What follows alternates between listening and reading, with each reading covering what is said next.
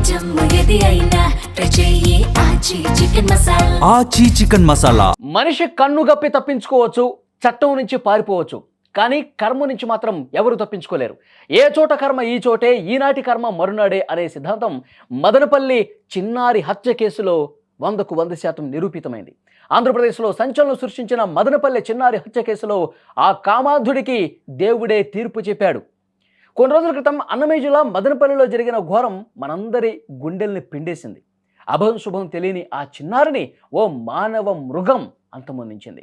తప్పిపోయిన తన కూతురు తిరిగి వస్తుందని 1000 కళ్ళతో ఎదురు చూసిన ఆ తల్లిదండ్రుల గుండె ఆఖరికి ముక్కలయ్యేంత పనైంది. డ్రమ్లో నిర్జీవంగా పడున్న కూతుర్ని చూసిన తల్లిదండ్రుల కడుపు కోతను చూసి రాష్ట్రం మొత్తం రగిలిపోయింది. వీడికి ఉరిశిక్ష వేయాలి, నడి రోడ్డుపై కాల్చి చంపాలని ప్రతి ఒక్కరు కూడా కోరుకున్నారు. కానీ చట్టం తన పని తాను మొదలుపెట్టేలోపే ఆ చిన్నారి ఆత్మఘోష చేసిన అతను ఏదైతే పాపం చేశాడో వెంటాడే అతన్ని.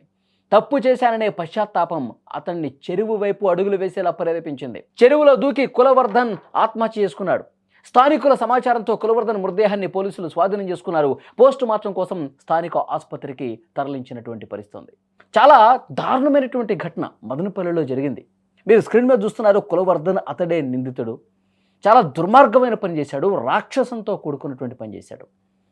యాక్చువల్గా అసలు ఏం జరిగిందో ఒక్క నిమిషం మీకు వివరించే ప్రయత్నం చేస్తాం. సరిగ్గా సోమవారం రోజు సాయంత్రం 4 గంటల ప్రాంతంలో చిన్నారి ఇంటి దగ్గర ఆడుకుంటుందండి రిషిక ప్రియ.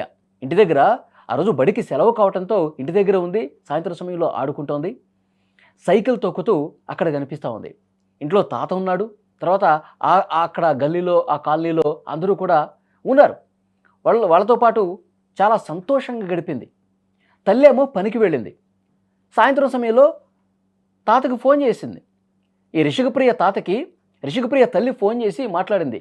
పాప ఏం చేస్తుందంటే, పాప ఇంట్లో లేదుగా అని చెప్పేసి అన్నది. ఉరుగులు పరుగులు పెట్టుకుంటూ ఇంటికి వచ్చింది. వెతికారు, కనిపించలేదు. మొత్తం ఆ రోజు సాయంత్రం 7-8 వరకు వెతికారు, కనిపించలా. ఫ్రెండ్స్ దగ్గరికి ఏమైనా వెళ్ళిందేమో ఆడుకోవటానికి అని చెప్పి అక్కడ కూడా ఫ్రెండ్స్ అందరినీ అడిగారు, కనిపించలా. తర్వాత పోలీస్ స్టేషన్కి వెళ్ళి కేసు పెట్టారు. పోలీసులు కూడా రాత్రంతా వెతికారు, కానీ కనిపించలేదు. తర్వాత వాట్సాప్ స్టేటస్లో అమ్మాయి ఫోటో పెట్టి కనిపించట్లేదని చెప్పి పెట్టారు, కానీ ఎక్కడి నుంచి సమాచారం రాలా. తర్వాత పోలీసులు వెతుకుతూ ఇంటి చుట్టుపక్కన అంతా వెతికిన తర్వాత ఎదురింటి ఉన్నటువంటి ఒక ఇంట్లో 30 సంవత్సరాల యువకుడు కులవర్ధన్ ఉన్నాడు. అతనికి గతంలో నేర చరిత్ర ఉంది. గతంలో చాలామంది మహిళల్ని వేధించినటువంటి చరిత్ర ఉందని చెప్పి వీళ్ళు చెప్పడంతో పోలీసులు అతని ఇంట్లోకి వెళ్ళి విచారిద్దామని చెప్పి వెళితే, అంటే తలుపు వేస్తుంది, తలుపు కొట్టారు, లేవలేదు. రాత్రి సమయం కావడంతో తర్వాత కిటికీలోని చూశారు, అతను పడుకొని ఉన్నాడు. సో అంటే నిజంగా ఆ అమ్మాయిని ఏదైనా చేసినా, లేకపోతే ఆ అమ్మాయిని పూర్తిగా అసలు ఈ లోకంలో లేకుండా ఒకవేళ చేస్తే ఆ భయంతోనో లేకపోతే నన్ను పట్టుకుంటారన్న ఉద్దేశంతోనో ఇంట్లో ఉండడు కదా, ప్రశాంతంగా పడుకుంటున్నాడంటే ఇతను కాదులే అని భావించారు. తలుపు కొట్టారు, లేవలేదు, కిటికీలో చూశారు, పడుకొని ఉన్నాడు కాబట్టి అక్కడి నుంచి వెళ్ళిపోయారు. మళ్ళీ ఉదయాన్నే సీసీ కెమెరాలు అన్నీ చూస్తే అక్కడ ఒక కెమెరాలో రికార్డ్ అయినటువంటి దృశ్యం ఆ పాపతో పాటు ఈ కులవర్ధన్ ఉన్నాడు. అక్కడ చుట్టుపక్కల వాళ్ళు కూడా అప్పుడు ఉదయాన్నే చెప్పారు, నిన్న అతనితో ఉన్నట్టు చూసామండి అని చెప్పి చెప్పారు. చెప్తే ఇక తలుపులు లోపల పగలగొట్టుకుని లోపలికి వెళ్ళి చూస్తే మొత్తం వెతికితే డ్రమ్లో, పెద్ద డ్రమ్ము, వాటర్తో ఉన్నటువంటి డ్రమ్ము, ఆ డ్రమ్లో వికత జీవిగా రిషిక ప్రియ కనిపించింది. ఒక్కసారిగా తల్లిదండ్రులు, కుటుంబ సభ్యులు అందరూ కూడా షాక్ అయిపోయారు, కన్నీళ్లు పెట్టుకుని రోధించారు. ఆ తర్వాత వాడిని అదుపులోకి తీసుకున్నారు పోలీసులు.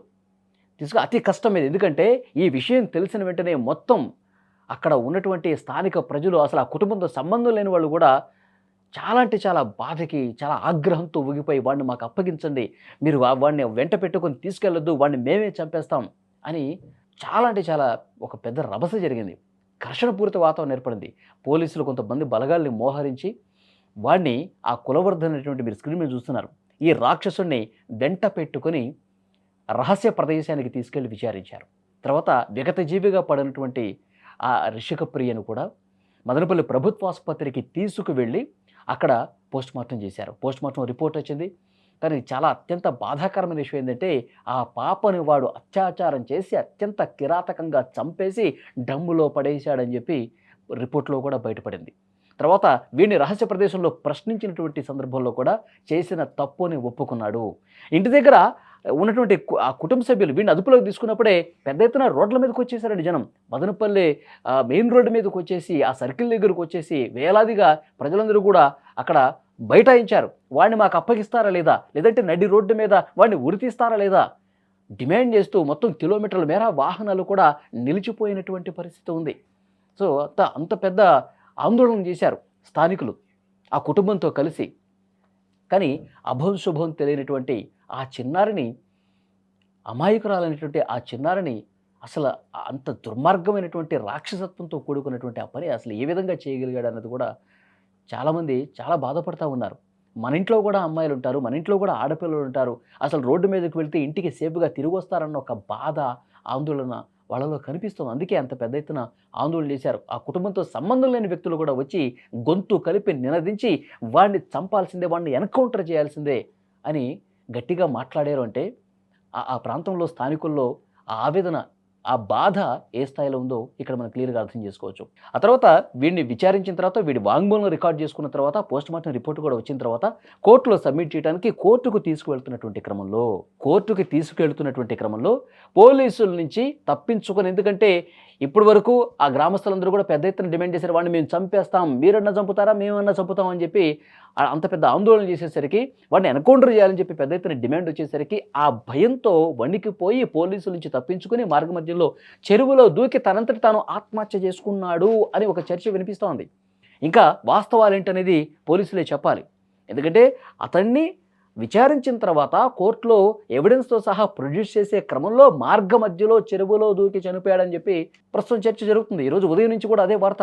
మదనపల్లిలో 7 సంవత్సరాల పాప రిషిక ప్రియను అత్యంత దారుణంగా ఎదురింట్లో ఉన్నటువంటి కులవర్ధనటువంటి ఒక రాక్షసుడు, ఒక కామాంధుడు దారుణంగా అత్యాచారం చేసి ఒక నీటి డ్రమ్ములో పడేసి చంపేసినటువంటి ఆ కేసుకు సంబంధించినటువంటి నిందితుడు, ఆ కామాంధుడు, ఆ రాక్షసుడు, వాడు ఈరోజు ఉదయమే చెరువులో వికట జీవిగా కనిపించాడు. చెరువులో తేలుతూ కనిపించాడు. ఆత్మహత్య చేసుకొని ఉండొచ్చు అని చెప్పి వార్త అయితే వస్తుంది బయటికి. ఎందుకంటే పోలీసులు ఇంతవరకు అసలు ఇది ఏ విధంగా జరిగింది, పోలీసుల అదుపులో ఉన్నటువంటి కులవర్ధనటువంటి నిందితుడు ఏ విధంగా చెరువులో శవమై తేలాడు అన్నది పోలీసులు చెప్తేనే తెలుస్తుంది. మరికొద్ది సేపట్లో మనకు అందుతున్నటువంటి సమాచారం, పోలీసులు ప్రెస్ మీట్ పెట్టబోతున్నారు. ఇది అసలు ఏ విధంగా జరిగింది, అసలు అమ్మాయిని వాడు ఎన్ని గంటలకి తన ఇంట్లోకి తీసుకెళ్లాడు, తర్వాత ఏం జరిగింది, పోస్ట్మార్టం రిపోర్ట్ ఏంటి, అతను స్టేట్మెంట్ ఏమిచ్చాడు, మార్గ మధ్యలో ఇతను పోలీసుల నుంచి తప్పించుకున్నాడా లేకపోతే అసలు ఏం జరిగింది, చెరువులో శవమై ఎట్లా కనిపించాడు, ఈ మొత్తం డీటెయిల్స్ కూడా మరికొద్ది సేపట్లోనే పోలీసులు ప్రెస్ మీట్ పెట్టి వివరించే అవకాశం ఉన్నట్టుగా తెలుస్తోంది. కానీ నిజంగా పాపం పండిందండి. వాడు ఎంత దుర్మార్గుడు చూడండి. గతంలో కూడా చాలామంది మహిళల్ని రోడ్ల మీద పోతూ ఉంటే అక్కడక్కడ వాళ్ళని ఆపి అసభ్య పదజాలం వాడటం, వాళ్ళని ముట్టుకునే ప్రయత్నం చేయటం, ఇట్లా అసభ్యంగా ప్రవర్తించినటువంటి చరిత్ర కూడా ఉందంట. అక్కడ స్థానికులు ప్రస్తుతం చెప్తా ఉన్నారు. సో వాడిని చంపేస్తామని, ఇక్కడ నడి రోడ్డు మీద రాళ్లతో కొట్టన్నా చంపుతాం, మీరు ఎన్కౌంటర్ అన్న చేయండి, లేదా మాకు అప్పగించండి అని చెప్పి నిన్నంతా పెద్ద ఎత్తున ఆందోళన చేశారు. సో మరి వాడికి ఏమన్నా భయం పట్టుకుని నన్ను ఎలాగో చంపేస్తారన్న ఉద్దేశంతో వాడంతటి వాడే ఆత్మహత్య చేసుకున్నాడా చెరువులో దూకి, లేకపోతే ఇంకేమన్నా జరిగిందా, ఇవన్నీ కూడా పోలీసులు చెప్తేనే అసలు వాస్తవాలు తెలిసే అవకాశం కనిపిస్తోంది. నిజంగా కర్మ ఎవరిని వదిలిపెట్టదు.